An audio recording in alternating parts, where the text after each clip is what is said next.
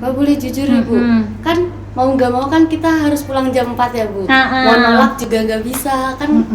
Kayak ya udah peraturannya gitu ya Bu.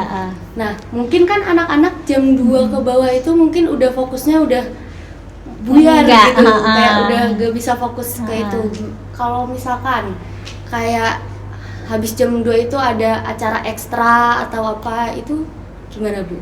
Oh gitu ya.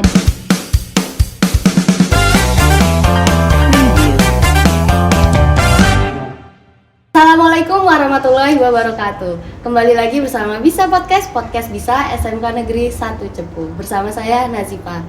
Pasti kalian baru kali ini lagi kan ngelihat aku. Udah lama gak pernah berbincang-bincang santai lagi. Dan di kesempatan kali ini kita dapat berkesempatan untuk berbincang bersama Wakil Kepala Sekolah di bidang kurikulum, Ibu Sapta Puput Arintawati. Assalamualaikum Bu, gimana kabarnya? Assalamualaikum warahmatullahi wabarakatuh. Alhamdulillah baik. Nah, kan Ibu ini Wakil Kepala Sekolah di bidang kurikulum. Sedangkan kurikulum sekarang kan sudah ganti. Apa sih Bu itu kurikulum Merdeka? Ya, terima kasih ya. Ini sebelumnya dijelaskan dulu kenapa harus diganti. Kenapa ada kurikulum baru. Kurikulum 13 itu dulu gimana ya, perubahannya juga banyak ya, dari kurikulum 13 yang baru, kemudian ada yang revisi, kemudian ada lagi kurikulum PK ya, kemudian diganti lagi kurikulum Merdeka. Nah, kurikulum PK itu sebelumnya ya ada 13, kemudian diganti PK. Itu khusus ya, tunjukan dari pemerintah. Jadi tidak semua sekolah SMK menggunakan kurikulum PK, hanya beberapa sekolah saja yang mendapat bantuan dana untuk menjadi sekolah PK, pusat keunggulan ya, dalam bahasa panjangnya seperti itu, pusat keunggulan. Jadi mereka harus punya produk-produk keunggulan tertentu ya dari SMK itu, dan dituntut untuk ya setiap saat mengadakan perubahan dan publikasi. Kemudian ada lagi berubah jadi kurikulum Merdeka. Nah, ini penyempurnaan dari kurikulum PK tadi. Kurikulum Merdeka itu sebenarnya kembali memberikan kemerdekaan kepada siswa maupun pendidik ya, untuk memilih apa yang harus diajarkan, apa yang akan dipelajari. Jadi pemerintah tidak menentukan silabusnya tuh seperti ini. Kemudian hal-hal yang harus dipelajari itu kalau di kurikulum 13 full ya. Ini materinya ini harus diberikan pada kelas 10, 11, 12. Tapi kalau kurikulum Merdeka ini beda lagi. Jadi ada pemerintah itu hanya memberikan, ini loh capaian pembelajaran akhirnya itu nanti seperti ini ya. Anda silakan mau pilih yang mana, sesuaikan dengan kondisi sekolah dan lingkungan masyarakat yang ada di situ. Kurikulum 13 itu hanya sedikit melibatkan masyarakat ya. Tapi kalau kurikulum Merdeka, Kurmer gitu ya, Kurmer itu melibatkan masyarakat banyak dan anak diberi kebebasan full. Silakan terjun ke masyarakat seperti itu. Iya. Perbedaannya lagi kalau di kurikulum 13 mata pelajaran seperti matematika, bahasa Indonesia, bahasa Inggris, matematika itu kan umum ya, ikut pelajaran umum. Tapi kalau kurikulum Kurmer ini mereka ikut produktif. Jadi yang diajarkan matematika sama bahasa Inggris itu nanti sesuai jurusan. Misal kalau Anda jurusan multimedia gitu ya, itu nanti matematikanya ya yang akan digunakan di jurusan itu, tidak umum seperti kalau kurikulum 13 itu matematikanya SMK sama SMA sama, tidak ada bedanya. Padahal kita kan SMK, kan dikembalikan lagi jati dirinya ke SMK. Iya, jadi seperti itu. Kenapa sih Bu kita harus menerapkan kurikulum merdeka? Terus bagaimana cara penerapannya? Kenapa hanya kelas 1 saja, kelas 10 ini aja? Kenapa nggak langsung kelas 11, 12 gitu juga ya? itu? Namanya perubahan sayangku itu harus sedikit demi sedikit. Kalau kamu misalnya ya kebiasaan tidur jam setengah 10, terus harus dipaksa kamu jam 8 tidur. Ayo mau ketap-ketip ngono tok to. Ora iso merem, ndak bisa tidur. Jadi perubahan itu pelan-pelan, ya, step by step. Kalau kemarin Anda kelas 11, 12 ini masih kurikulum 13 ya. Kelas 10 ini memang harus menggunakan kurikulum merdeka, apalagi kita sekolah negeri. Jadi itu wajib. Ya, jadi sementara ini memang untuk tahun ini itu diperbolehkan oleh pemerintah, sekolah boleh memilih kurikulum merdeka atau K13. Tapi khusus untuk negeri harus pakai tahun ini kurikulum Kurmer ya, kurikulum merdeka itu kelas 10. Kalau kelas 11, 12 masih itu monggo. Sedangkan swasta ada beberapa yang masih menggunakan kurikulum 13, yang lainnya sudah menggunakan Kurmer. Hanya saja nanti mungkin akan kerepotan ya, terkendalanya waktu nanti misal dia, yang lain kan sekarang udah kelas 10 ya Kurmer. Sedangkan satu sekolah itu misalnya ada 50 sekolah lah ya di kabupaten ini ada 50 sekolah. Misalnya semuanya sudah menggunakan 49 sudah menggunakan Kurmer, hanya satu yang masih kurikulum 13. Padahal 3 tahun yang berikutnya itu sudah meluluskan. Ijazahnya. Nanti mintanya bagaimana? Kan yang lain sudah 49 Kurmer. Dia sendirian. Ya. Pencetakannya pemerintah nanti juga akan kebingungan lagi. Ya, kendalanya di situ. Jadi ada sekolah yang seperti itu, insya Allah kemarin sudah diselesaikan ya, diupayakan tetap menggunakan Kurmer. Kelas 10 memang masih perubahan dari K13 kan waktu ke SMP ya masih K13 ke Kurmer, jadinya masih seperti kita dulu waktu dari kurikulum sebelum 13 ya, KTSP itu, kemudian ke kurikulum 13 juga masih meraba-raba. Kita juga gimana ya pelaksanaannya ini, gimana ya, ternyata juga alhamdulillah jalan juga baik. Dan kita juga sama seperti itu, ibaratnya kita bayi gitu ya, masih latihan jalan ya, jatuh-jatuh ya nggak masalah lah ya, nanti akhirnya kita pandai juga kok ya, gitu aja, terbiasa nggak masalah, itu is oke ya, namanya belajar ada kendala wajar gitu ya gitu. Jadi kenapa baru kelas 10 ya, memang bertahap, tidak bisa dalam satu sekolah langsung jelek begitu.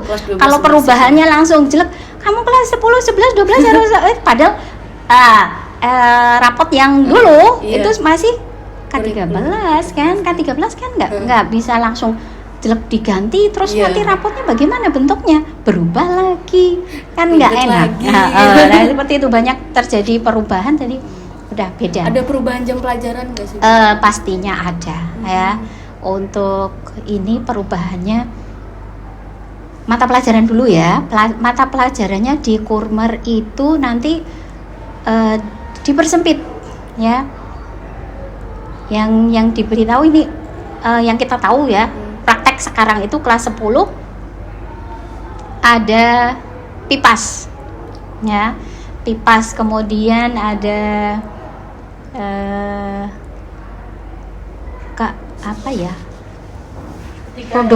produktif Anda yang dulu itu kan banyak macamnya. Nah sekarang jadikan satu mapel produktif gitu saja, produktif DKV, produktif kuliner. Nah nama-nama jurusan pun akan berubah. Sesuai dengan itu. Pelajaran harus digabung kayak gitu. pelajaran produktif itu kan satu kesatuan. Filosofinya seperti itu. Satu kesatuan nggak bisa dong nanti dipisah-pisah. Jadi satu kesatuan itu belajar Jadi langsung keseluruhannya, holistik, ya, keseluruhannya dari unsur apapun jadi satu di situ. Tidak usah dipisahkan. Jadi langsung terkait belajar ini terkait dengan itu, oke langsung kita belajar itu. Terkait dengan yang lain belajar langsung. Nggak boleh dipisah. Itu tadi istilahnya kalau kita punya 6 jurusan ya. Dulu waktu kurikulum merdeka itu multimedia ya. Iya, multimedia. Terus sekarang DKV, desain, komunikasi, visual. Kemudian dulu apa ya, BDP ya, bisnis, daring, pemasaran. Nah sekarang jadi hanya pemasaran saja. Kalau AKL tetap ya, insya Allah AKL tetap. OTKP juga ganti. OTKP iya ganti jadi MPLB. Nah seperti itu juga perubahan-perubahan ya. Namanya hanya perubahan istilah tapi ya kita ikuti saja. Jadi insya Allah dengan perubahan dan kita ikhlas mengikutinya bagus ya. Kita ikut saja. Di dalam Ya, kurikulum kan ada P5 nih Bu, di kurikulum merdeka ini. P5 itu apa sih? P5 itu profil pelajar Pancasila. Jadi proyek profil pelajar Pancasila sebenarnya itu hanya penanaman karakter. Hampir mirip dengan kurikulum 13 ya. Kalau kurikulum 13 itu karakternya hanya implisit atau diikutkan secara langsung ke dalam silabusnya. Misalnya melaksanakan pembelajaran mengambil gambar, misalnya mengambil gambar atau memasak masakan jenis ini dengan rasa tanggung jawab. Nah seperti itu ya. Gotong royong kalau dalam kurikulum 13 seperti itu. Kemudian kalau di Kurmer itu dibedakan sendiri. Jadi pelaksanaan profil pelajar Pancasila itu nanti ada waktu tersendiri. Jadi kita punya 3 pilihan waktu ya. Kalau kita mau melaksanakan setiap hari dalam pelajaran di kelas 10, maaf sebenarnya sebelumnya itu ada 30% dari waktu pelajaran keseluruhan. Ya, 30% itu kalau kita kalikan jadinya nanti sekitar 7 sampai 10 minggu dalam 3 tahun. Nah, dalam 3 tahun kita harus meluangkan 7 sampai 10 minggu untuk pelaksanaan profil pelajar Pancasila. Nah, itu bisa dibagi dalam 3 tahap yang saya katakan tadi ya. Itu bisa untuk per hari, bisa per minggu, ataupun nanti per tahun ya, semesteran seperti itu. Jadi sistemnya blok. Untuk per hari itu adalah setiap 1 jam pelajaran di setiap mata pelajaran. Jadi P5 ini terpisah, sama sekali tidak ada hubungannya dengan pelajarannya. Misalnya ya, saya guru bahasa Inggris ya. Sekolah kita memutuskan untuk melaksanakan P5 tadi di setiap akhir pelajaran. Jadi saya punya di kelas 10 ada 3 jam. Kemudian kita ngambilnya maaf nanti aku salah. Kita kelas 10 bahasa Inggris 4 jam. Jadi ada 4 jam, kita misalnya 2 kali pertemuan. Nah setiap 1 jam di akhir pelajaran itu digunakan untuk pelajaran P5 dan itu sudah ditentukan oleh koordinator. Jadi kita juga harus punya koordinator P5 pelaksanaannya. Jadi satu koordinator, satu guru itu mengkoordinir maksimal 3 kelas. Sebelumnya juga harus ada kesepakatan dari sekolah untuk pelajaran P5 itu nanti akan membuat apa, seperti itu. Jadi ada beberapa tema yang bisa kita pilih ada 8 tema dengan 6 dimensi. Nah, tema itu bisa dipilih, kemudian ada 8 ya, ada gaya hidup berkelanjutan yang pertama, kemudian kearifan lokal, ada Bhinneka Tunggal Ika, yang keempat adalah bangunlah jiwa dan raganya, yang kelima suara demokrasi, 6 rekayasa dan teknologi, ke-7 kewirausahaan, dan ke-8 adalah kebekerjaan. Kita pilih satu tema ya. Contoh yang kita laksanakan di sini kemarin ya, sudah kita diskusikan dengan guru-guru koordinator P5 ya. Kita pilih yang kearifan lokal. Kearifan lokal itu kita ambil yang dimensinya kewirausahaan. Jadi kita akan memilih empon-empon kayak gitu, ramuan tradisional. Nah, seperti itu. Nah, kewirausahaannya kita akan membuat produk dari ramuan tradisional itu tadi ya, seperti jahe, kunyit, temulawak. Terus ada kemarin ada yang ngambil gitu. telang, bunga telang. Yang Baru lagi pertama tren kali yang dengar. baru warnanya biru itu. Kemudian ada yang kelor. Itu nanti Iya. jadi ada kelas-kelas khusus yang menangani di situ nanti. Jadi membuat produk khusus dari kunyit itu apa saja, jahe, mereka buat apa saja untuk jahe, seperti itu ada nanti. Itu berarti Insya proyek Allah. yang dilakukan kelas 10 itu. Jadi dan 3 itu kita memilih yang ketiga yaitu yang blok. Jadi nanti pelaksanaannya kan 3 tahun itu ya. Pelaksanaan P5 itu 3 tahun, yang 2 minggu ya. 3 minggu, yang 2 untuk praktek. Iya. Kemudian yang 1 minggu berikutnya itu untuk persiapan soap, apa tuh, kayak pameran gitu, event-event gelar karya ya, seperti itu. Jadi di minggu terakhir, jadi minggu pertama dan kedua insya Allah kami putuskan kemarin untuk membuat produknya. Kemudian minggu ketiga kita persiapan untuk pelaksanaan gelar karyanya. Kita insya Allah akan melaksanakan gelar karya itu Januari, akhir Januari insya Allah, bertepatan dengan Hari Pangan Internasional seperti Di itu. sekolah. Jadi gelar karya itu nanti maksimal 3 hari, tapi kita insya Allah hanya 2 hari saja. Jadi kita laksanakan itu 2 hari. Kemudian nanti yang kelas itu kan pelaksanaan P5 di kelas 10. Nanti di kelas 11 ada pelaksanaan P5 lagi, hanya 2 minggu.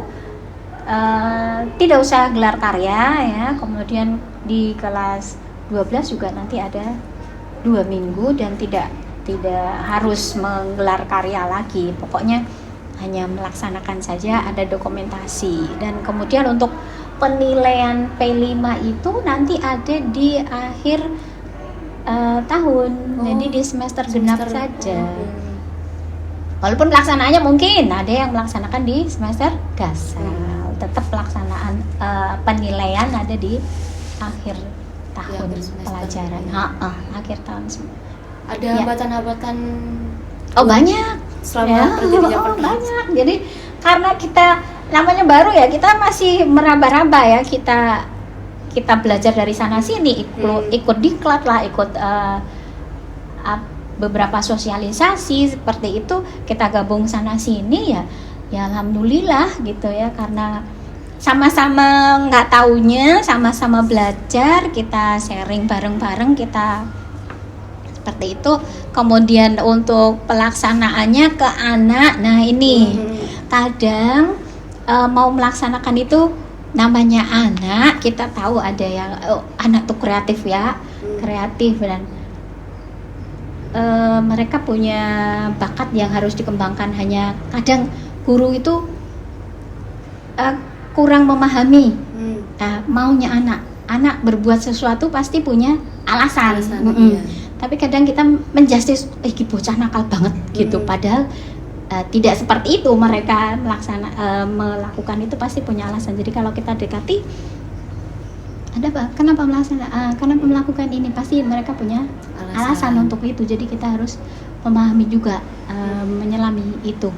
Dan P5 insya Allah akan membuat karakter mereka lebih baik.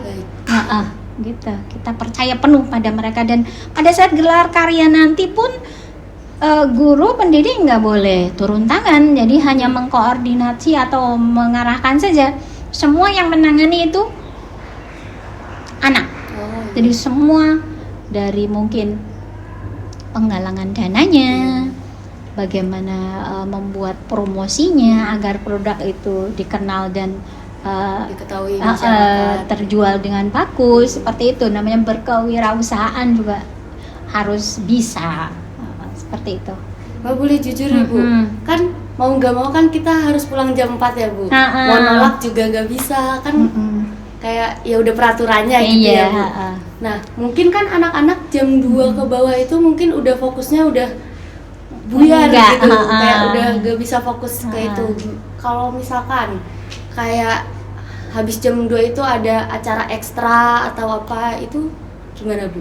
Oh gitu ya, ada sebenarnya pembelajaran itu tidak harus teori, ya kan, kita bisa praktek juga. Jadi kalau teori, saya yakin anak pasti jenuh. Iya, udah jam 2 ke atas udah. Jadi kita guru harus punya banyak kreasi, ya.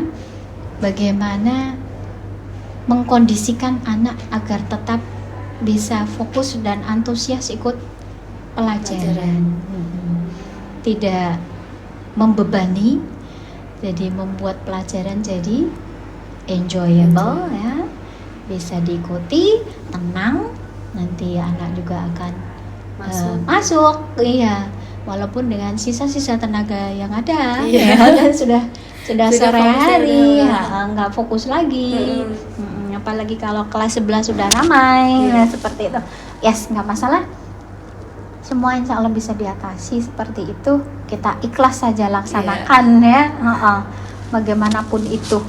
Oke, terima kasih Bu. Mungkin tadi pertanyaan-pertanyaan yang kalian tanyakan sudah dijawab oleh Bu Puput, dan mungkin sudah menjelaskan juga bagaimana sih kurikulum Merdeka itu gitu. Oke, sekian, terima kasih. Saya Nazifah, Bisa Podcast bisa SMK Negeri 1 Cepu, bakti yang terbukti.